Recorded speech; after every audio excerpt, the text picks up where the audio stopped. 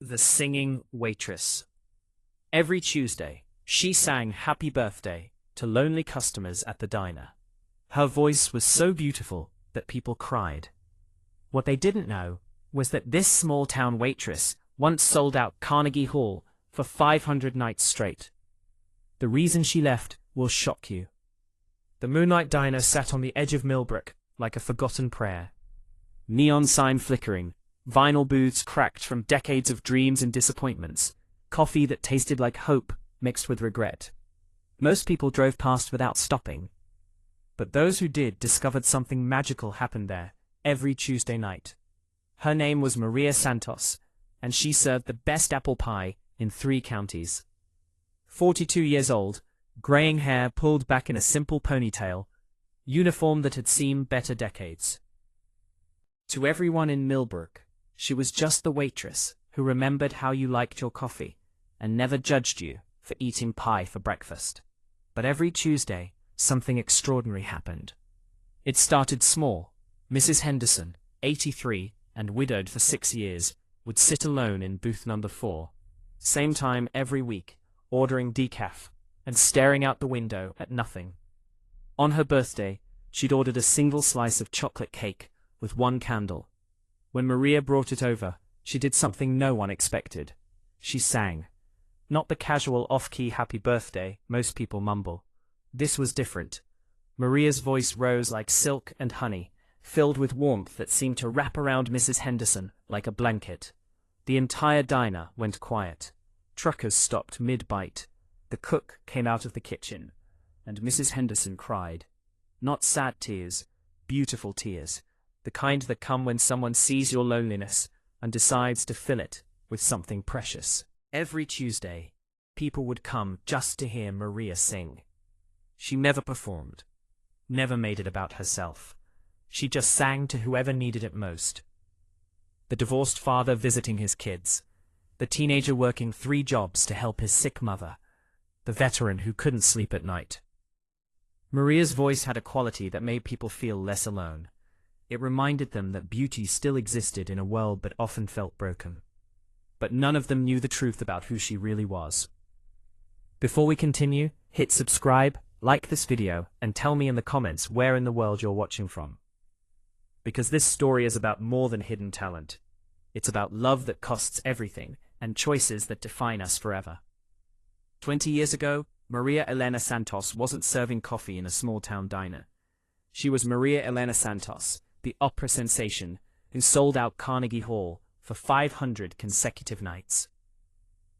The New York Times called her the voice of a generation. Vogue put her on their cover. She had 3 Grammy nominations, a penthouse overlooking Central Park, and a future so bright it could have lit up Broadway for decades. She was 22 and falling in love with David Kim, a music professor at Juilliard. He was quiet where she was vibrant, thoughtful where she was spontaneous. He loved her voice, but more than that, he loved the woman behind the voice. The girl who sang lullabies to stray cats and left encouraging notes in library books for students to find. David believed in Maria's talent, but he worried about the cost, the endless tours, the pressure, the industry that consumed young artists like kindling. "Promise me you won't lose yourself," he'd whispered one night as they walked through Central Park after her Carnegie Hall debut. "Promise me that no matter how famous you become, you'll stay you." Maria had laughed and spun around under the streetlights, her voice echoing off the trees.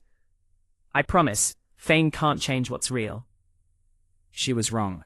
Success was intoxicating. Record deals worth millions, invitations to sing at the Met, European tours with crowds that chanted her name. Maria threw herself into it all, believing she could handle anything. She could be the star and still be the woman David fell in love with. But the industry had other plans. Marcus Blackwell was her manager, a man who saw dollar signs where others saw artistry. He scheduled Maria for 18 months straight. No breaks, no vacations, no time to breathe. "Strike while the iron's hot," he'd say, booking her for 3 shows a week, plus recording sessions, plus photo shoots, plus interviews. Maria's voice started to strain. Her throat burned constantly. Doctors prescribed stronger medications to keep her performing. Sleep became a luxury she couldn't afford. Meals were protein shakes consumed between costume changes. David begged her to slow down. "You're killing yourself," he said, after a particularly brutal week, where Maria had performed with a fever of 102. "This isn't what you wanted." "This is exactly what I wanted," Maria snapped, exhaustion making her cruel. "You're just jealous because you'll never have what I have." The words cut deep because they weren't true. David wasn't jealous. He was watching the woman he loved disappear into a machine that fed on her talent and gave nothing back. Their fights became legendary. Screaming matches that ended with Maria storming out to perform, while David sat alone in their apartment, wondering when he'd lost her. The press loved it. Trouble in Paradise headlines sold magazines. Their private pain became public entertainment. The breaking point came on a rainy Thursday in October. Maria was scheduled to perform at the Kennedy Center, a show that had been sold out for 8 months. But that morning, she woke up with no voice at all, not strained, not weak, gone. Panic consumed her. She drank tea with honey, took steroids, saw 3 different specialists. Nothing worked. At 6 p.m., 2 hours before showtime, she was completely silent. Marcus was furious. "Figure it out," he screamed. "Do you know how much money is riding on tonight? Do you know what this will cost us?" But David was gentle.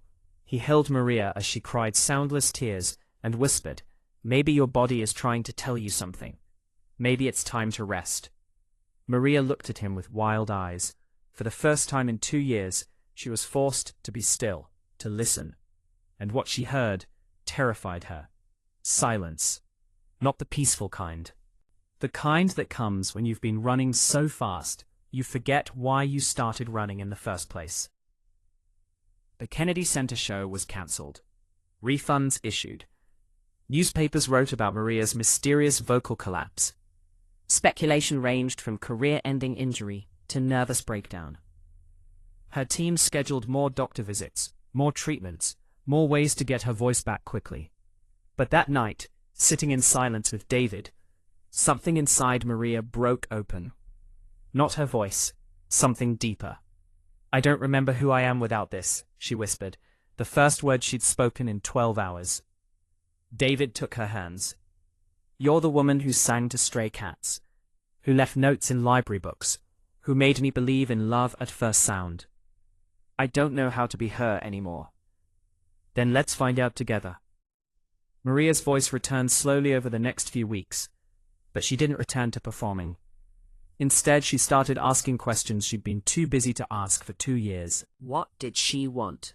Not what Marcus wanted, not what the industry demanded, not what the press expected. What did Maria Santos want for her life? The answer surprised her. She wanted quiet mornings with David. She wanted to cook dinner without rushing to a show. She wanted to sing because she loved singing, not because tickets had been sold. She wanted to be ordinary in the most extraordinary way. But when Maria told Marcus she was taking a break, he threatened to sue her for breach of contract. When she told her record label she wanted to slow down, they reminded her that dozens of other singers would kill for her opportunities.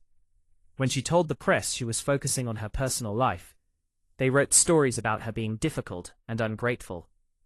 The pressure mounted daily. Lawyers, contracts, lawsuits, financial obligations.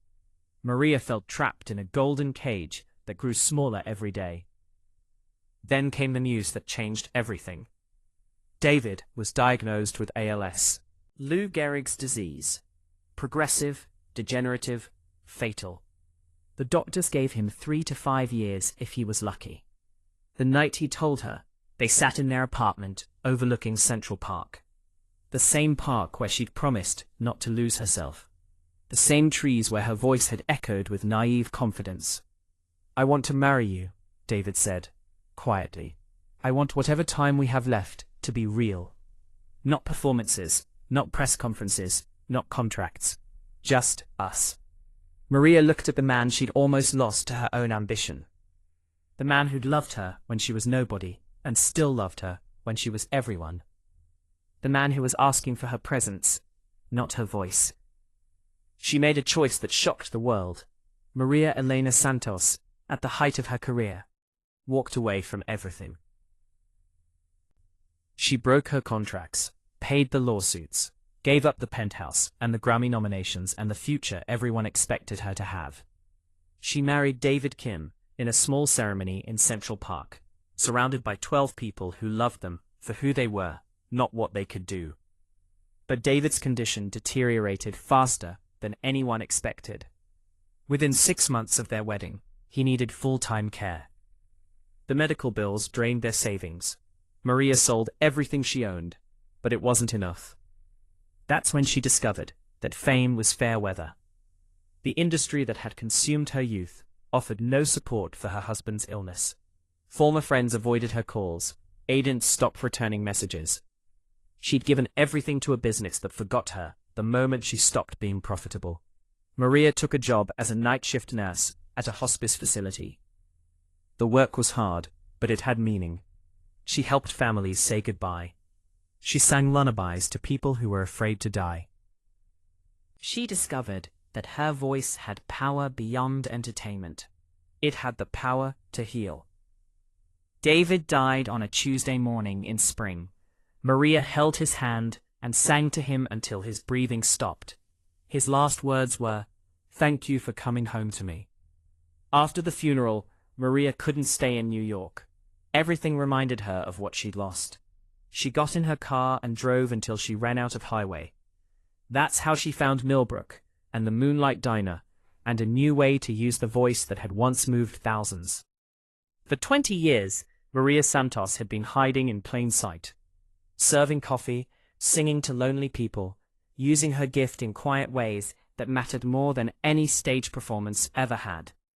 But secrets, even loving ones, have a way of surfacing. It was a Tuesday night in November when everything changed. Maria was singing Happy Birthday to Jake Morrison, a truck driver who'd been alone on his 55th birthday. Her voice filled the diner with its usual warmth, and customers smiled as they always did. But in the corner booth, a man sat very still. His coffee had gone cold an hour ago, but he hadn't moved. He was staring at Maria with eyes that held recognition and disbelief. When the song ended and Maria turned to go back to the kitchen, the man called out, "Encore!" Maria froze. She hadn't heard that word in 20 years. She turned slowly and saw a face she recognized. Thomas Chen, music critic for the New York Times. He'd reviewed her Carnegie Hall performances. He'd written the article calling her the voice of a generation. "I thought you were dead," he said quietly. "The whole industry thought you were dead." Maria's hands trembled as she set down the coffee pot. "I am dead. Maria Santos is who I am now." Thomas shook his head. "You can't hide that voice. I've been searching for you for 20 years. Do you know what you did when you disappeared? Do you know how many people you inspired? How many careers you launched? How many lives you changed?" "I changed my own life," Maria said firmly. "That's enough." But Thomas wasn't finished. The Maria Santos Foundation has been running for 15 years. David Kim established it before he died. Did you know that? It provides music education to underprivileged kids, funded entirely by royalties from your old recordings. Maria's legs went weak. David never told me. He wanted it to be a surprise, but when you disappeared after his death, the foundation couldn't find you to tell you what you'd accomplished. Thousands of kids have learned music because of you, because of the voice you think doesn't matter anymore. The diner was silent except for the hum of the coffee machine. Every customer was listening, understanding they were witnessing something historic. Thomas pulled out his phone. "I have to ask, will you sing something for them? The kids in the foundation programs. Just one song." That made their music education possible. Maria looked around the diner. At Mrs. Henderson, who came every Tuesday for the songs. At Jake Morrison, who'd just celebrated his birthday with her voice. At the cook and the customers and all the people who'd been touched by her music in this small, forgotten place. She thought about David, about the choice she'd made to leave fame for love, about the 20 years she'd spent using her voice to heal instead of to entertain.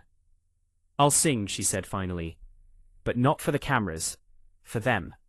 She gestured to her customers, her friends, her chosen family. because this is where my voice belongs now." Maria walked to the center of the diner and sang. Not a happy birthday song this time. Amazing Grace. The song David had hummed while they cooked breakfast together. The song she'd sung at his funeral. The song that held all their love and loss and hope. Her voice soared through the small space, and people wept. Not because they were witnessing a comeback or a celebrity moment, but because they were hearing pure love transformed into sound. When the song ended, the silence was sacred. Thomas wiped his eyes. That was the most beautiful thing I've ever heard. More beautiful than Carnegie Hall." Maria smiled. "That's because it's not about the venue. It's about the love you put into it." Thomas published his story the next day. The waitress who changed the world, finding Maria Santos in small-town America. But he honored her choice to remain in Millbrook. He didn't give the diner's location. He didn't encourage fans to search for her.